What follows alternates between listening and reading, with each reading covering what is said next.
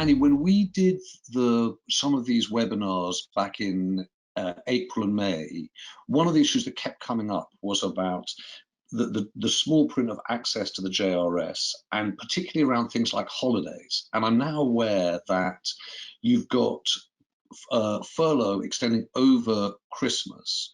And are you beginning to get any guidance at all, or two things really, where the terms under which companies can access the furlough scheme for employees who've not previously been furloughed or who've been brought back into the workforce, and two, whether there are any special rules around furloughing over the Christmas holiday period?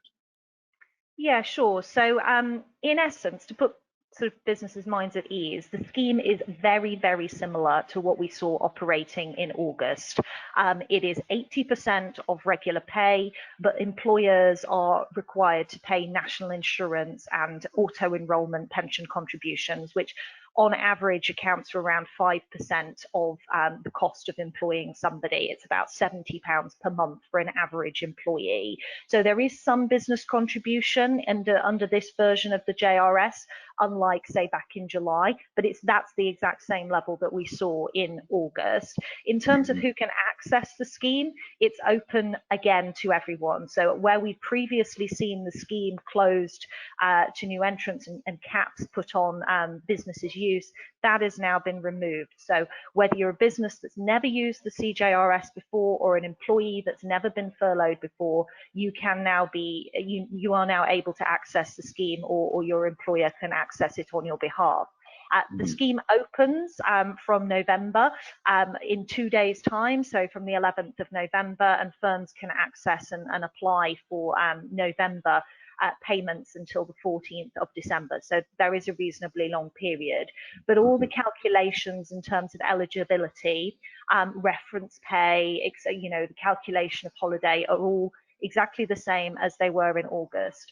There are a couple of things that I would flag as being slightly different. The first is that from December, firms that access the scheme from December onwards will be, the names of those firms will be published. That is new. That is to help employees to combat fraud. So that's something that on reflection, the Treasury have decided to introduce. And then the second thing I would say is that even though the scheme officially runs until the end of March, what the Chancellor has said is that in January he will reassess the scheme based on the economic conditions, and what we may actually see, as we saw from August, as we started to come out of the first lockdown, we may start to see the tapering reintroduced, where there is an increase in employer contribution and a reduction in the government contribution.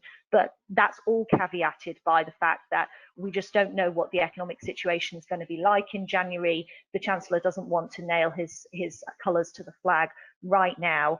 He wants to see where we are. And clearly, although this lockdown should end at the start of December, as we've known with coronavirus throughout, it's very uncertain and what could happen. But I think what's important, as Matthew said, is actually there is some certainty that there will be a scheme.